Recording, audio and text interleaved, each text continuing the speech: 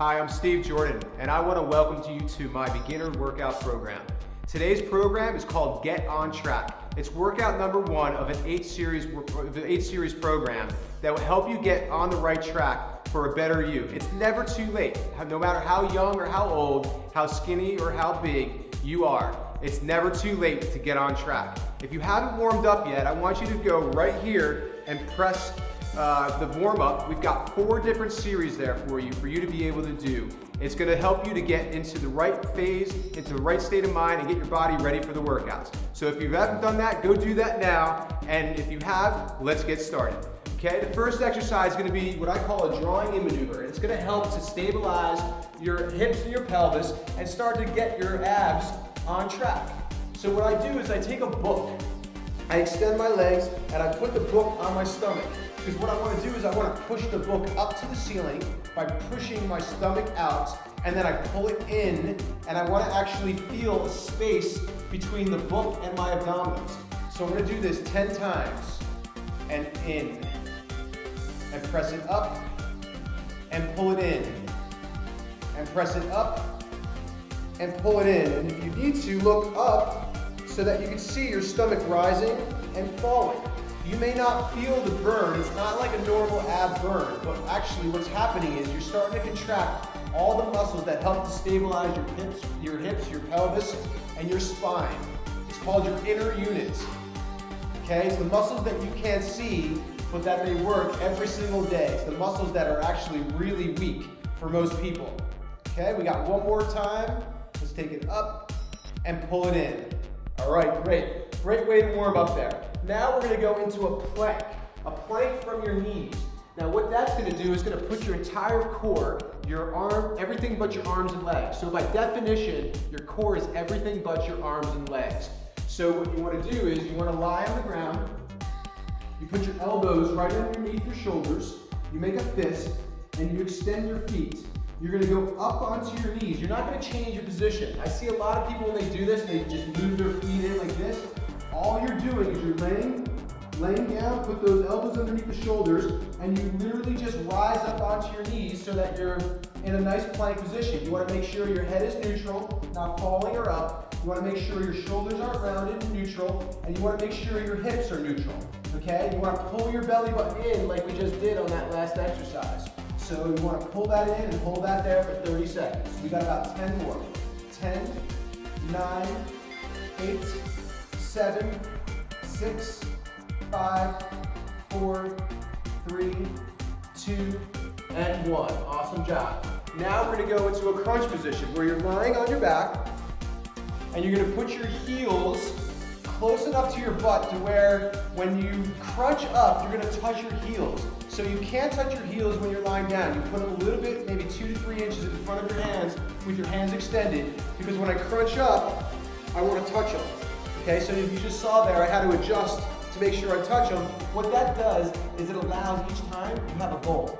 Okay, so you're coming up, 1, 2, we're going to do 20 reps, 3, 4, 5, 6, feel those abs, 7, 8, pull the belly button in, 9, and 10. Sometimes people's necks start to hurt when they do this. You can put one hand behind your head and support your neck while the other hand touches, and then just switch up halfway through. We're on 16, 17, 18, 19, and 20.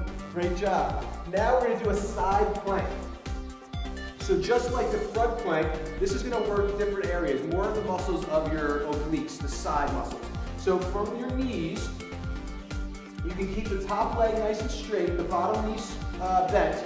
You're going to keep the knee and the hip lined up and your elbow lined up. So there should be a straight line. A lot of times I see people bent like this. You want to push the hips forward and be in a nice straight line, bring the arm up and look up towards the ceiling. Okay, we're going to hold this here for 20 seconds. So 20, 19, 18, 17, 16, 15, 14, 13, 12, 11, 10. I'm feeling it. Are you? 9, 8, right here. 7, 6, 5, 4, 3, 2, 2, and 1. Nice work. All right, let's switch it up. You're doing a great job. Stay with it. I know this is challenging. You haven't been doing this in a while because you're here for a reason. You came today because you needed to get a start.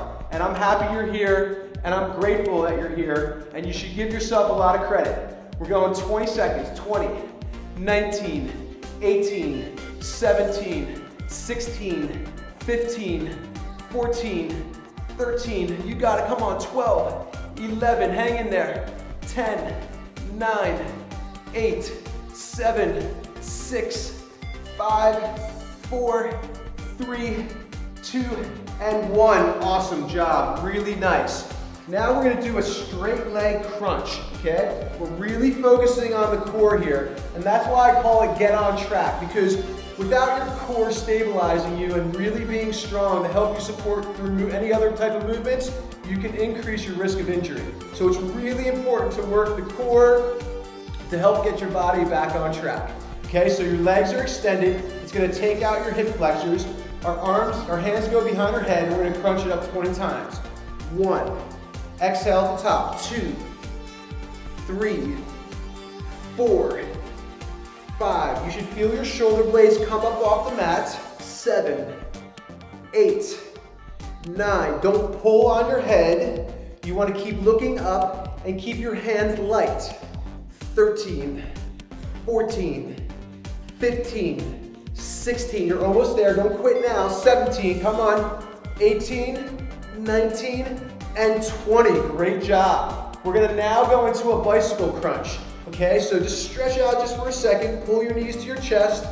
Hold it there for a sec.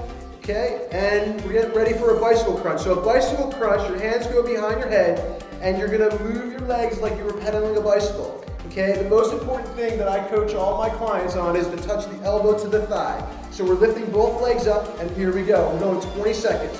1, 2, 3, 4, 5, 6, 7, 8, 9, 10.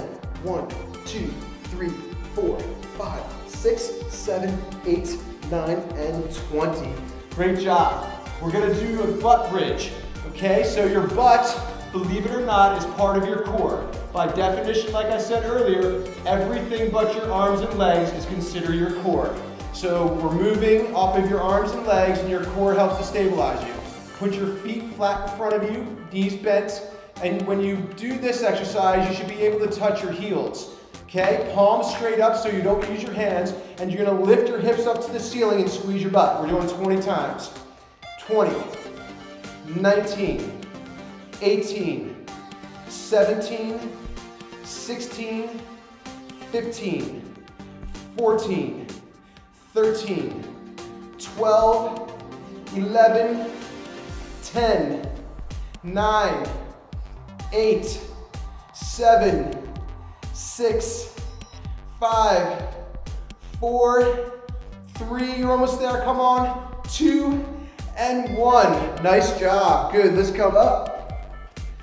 That was the beginning of a workout called Get On Track. If that was a little bit too easy for you, or if you feel like you've got more, just go ahead and hit the repeat button and replay that and do 2 sets. That'll help take you through a whole nother level. But if that was just enough for you, that's okay. You can progress it to the next time and do it 2 times. Thank you very much. My name is Steve Jordan, and that's workout number 1 called Get On Track.